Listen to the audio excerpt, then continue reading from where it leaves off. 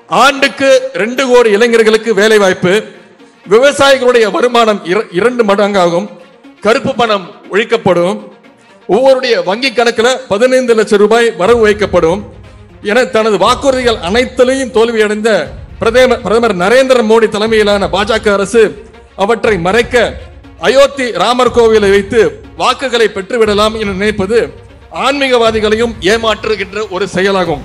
தமிழ்நாட்டை தொடர்ந்து வஞ்சித்து வரும் பாசிச பாஜக ஆட்சியை அடியோடு வீழ்த்திட மாண்புமிகு முதலமைச்சர் கழக தலைவர் அவர்கள் முன்னெடுக்கும் தேர்தல் களங்கள் அனைத்திலும் இளைஞரணி தம்பிமார்கள் முன்கள வீரர்களாக போர் வீரர்களாக செயல்படுவார்கள் என இந்த தீர்மானம் நிறைவேற்றப்படுகின்றது.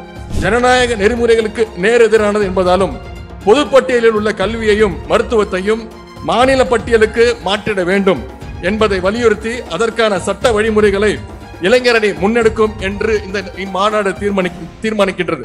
இளைஞரணியினுடைய மாநில மாநாட்டிற்கு அனுமதி அளித்த நம்முடைய ஜனநாயக பாதுகாவலர் கழக தலைவர் அவர்களுக்கு எங்களுடைய இளைஞரணியின் சார்பாக நன்றி. தீர்மானம் 2, தமிழ்நாடு முதன்மை மாநிலமாக தொடர்ந்திட அயராது பாடுபடும் நம்முடைய முதலமைச்சருக்கு இளைஞரணி என்றும் துணை நிற்கும்.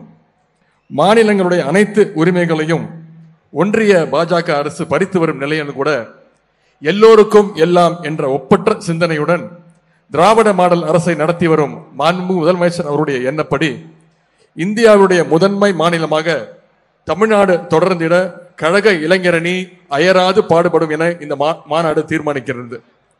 தீர்மானம் 3, மகளிர் வாழ்வில் தன்னம்பிக்கையை வளர்க்கும் முதலமைச்சருடைய விடியல் பயணம். மகளிருக்கு கட்டணமில்லா பேருந்து பயணம் அளித்ததன் மூலம் 2023 டிசம்பர் மாதம் வரை 404 கோடியே 6 லட்சம் முறை மகளிர் பயணம் மேற்கொண்டுள்ளனர். பாலின சமத்துவம் போற்றும் விடியல் பயண திட்டத்தை வழங்கிய மாண்பு முதலமைச்சர் அவர்களுக்கு இந்த மாநாடு நன்றி தெரிவிக்கின்றது. தீர்மானம் 4, குடும்ப தலைவியரிடம் உழைப்பை மதிக்கும் கலைஞர் மகளிர் உரிமை திட்டம். கலைஞர் மகளிர் உரிமை திட்டத்தை செயல்படுத்தி ஒவ்வொரு மாதமும் 1,15,84,300 பெண்களுக்கு தலா மாதம் 1000 ரூபாய் கிடைக்க செய்து இது உதவி தொகை அல்ல, உங்களுடைய உரிமை தொகை என அறிவித்த மாண்பு முதலமைச்சர் அவர்களுக்கு இளைஞரணி இந்த மாநாட்டில் நன்றி தெரிவிக்கின்றது.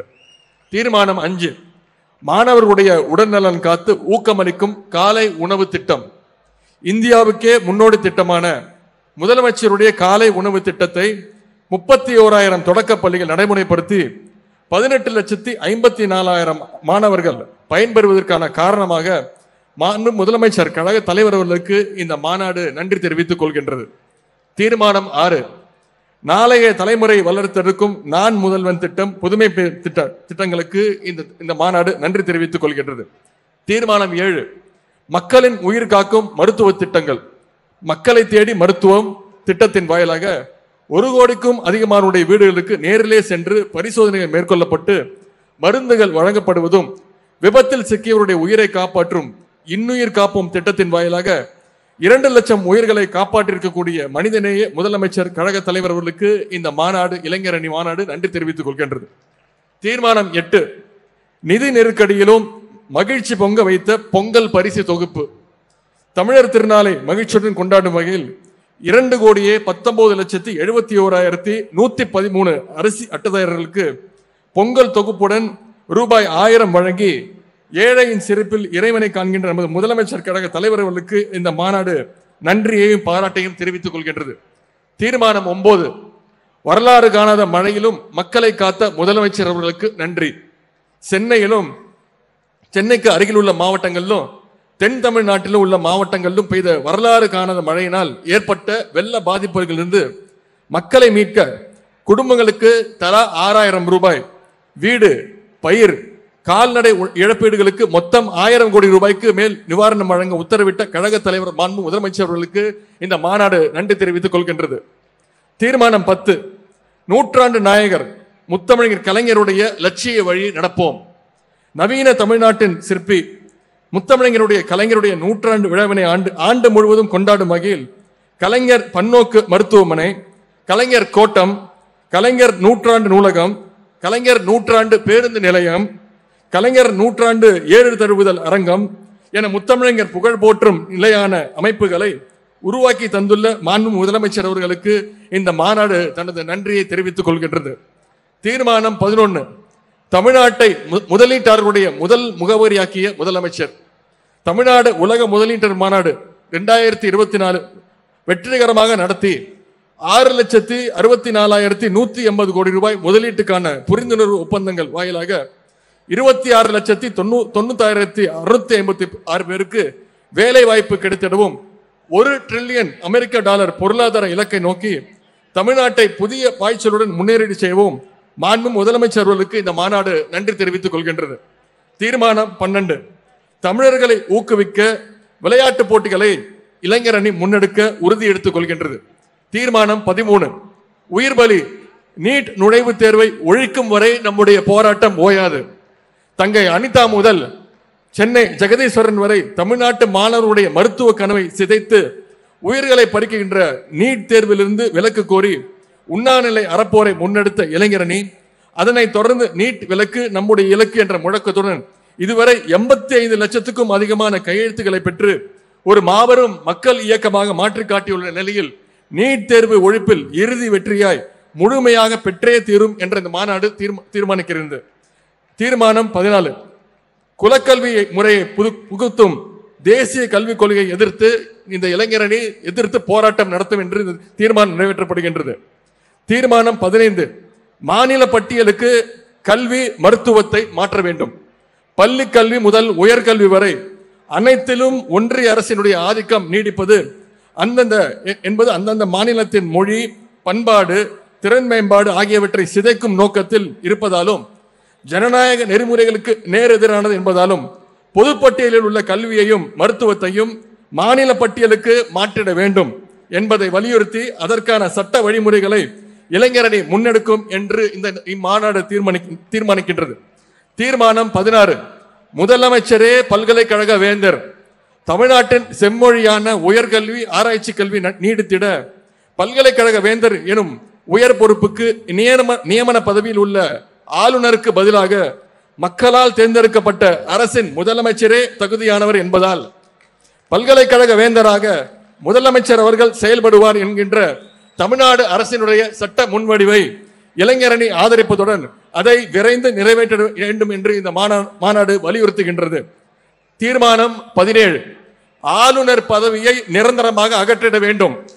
மக்களால் தேர்ந்தெடுக்கப்பட்ட மாநில அரசுகளை, குறிப்பாக பாரதிய ஜனதா கட்சி ஆட்சியில் இல்லாத மாநில அரசுகளை நியமன பதவியான ஆளுநர் பதவியை கொண்டு செயல்பட விடாமல் தடுக்க முயற்சித்து ஆளுநர்களை கொண்டு இணை அரசாங்கம் நடத்துவதற்கு திட்டமிடும் ஒன்றிய பாசிச பாஜக அரசினுடைய ஜனநாயக விரோத போக்கினை கண்டிப்பதுடன் ஆளுநர் பதவி என்ற தொங்கு சதையை நிரந்தரமாக அகற்றுவதை ஜனநாயகத்தை பாதுகாப்பதற்கான தீர்வு என இம்மாநாடு தீர்மானிக்கின்றது. தீர்மானம் 18. தமிழ்நாட்டில் உள்ள ஒன்றிய அரசு வேலைகளில் தமிழர்களை நியமிக்க வேண்டும்.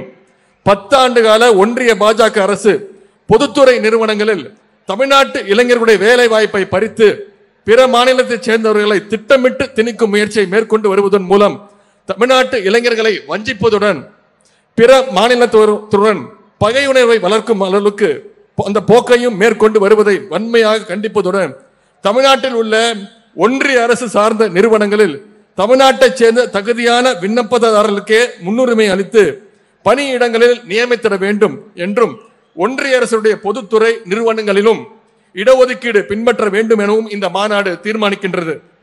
தீர்மானம் 19. மாநிலங்களுடைய அதிகாரங்களை பறிக்கும் ஒன்றிய அரசிற்கு கண்டனம். ஜம்மு காஷ்மீர் தனக்கு வழங்கப்பட்டிருந்த சிறப்பு உரிமைகளை இழந்ததுடன் மாநிலம் என்ற தகுதியையும் இழந்தது. 2 யூனியன் பிரதேசங்களாக பிளக்கப்பட்டிருக்கிறது. யூனியன் பிரதேசங்களில் மக்களால் தேர்ந்தெடுக்கப்பட்ட அரசு அமைந்தால் கூட ஆளுநர்கள் அதனை ஆட்டி படைப்பதை புதுச்சேரி உள்ளிட்ட பல யூனியன் பிரதேசங்களில் நாம் பார்க்கின்றோம்.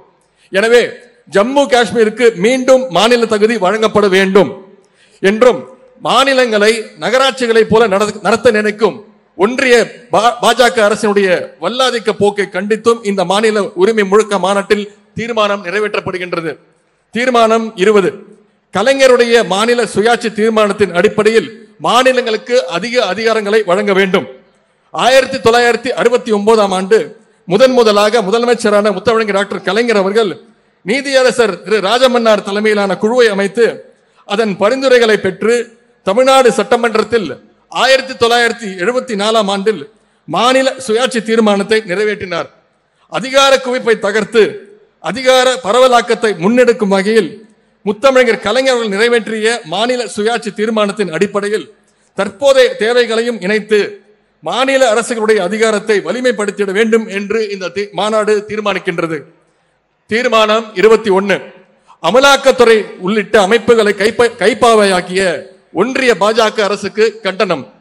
அமலாக்கத்துறை, மத்திய புலனாய்வுத்துறை, வருமான வரித்துறை போன்ற அம்புகளை தொடுத்து பாஜக அல்லாத ஆட்சி நடைபெறும் மாநிலங்களில் உள்ள ஆளுங்கட்சியினர் மீதும் பாஜகவை எதிர்க்கின்ற கட்சிகள் மீதும் வன்மத்துடன் பாய்ச்சுகின்ற ஒன்றிய பாஜக அரசினுடைய பழிவாங்கும் போக்கிற்கும் ஊழல் குற்றச்சாட்டுக்கு உள்ளானவர் பாஜகவுக்கு ஆதரவான நிலையை எடுத்தால் அவர் மீதான வழக்குகள் எந்த நடவடிக்கையும் எடுக்காமல் தூய்மை பட்டம் அளிக்கின்ற பாஜக அரசினுடைய இந்த இரட்டை வேடத்துக்கு செயல்பாடுகளுக்கும் இந்த மாநாடு வன்மையான கண்டனங்களை தெரிவித்து தீர்மானம் நிறைவேற்றுகின்றது.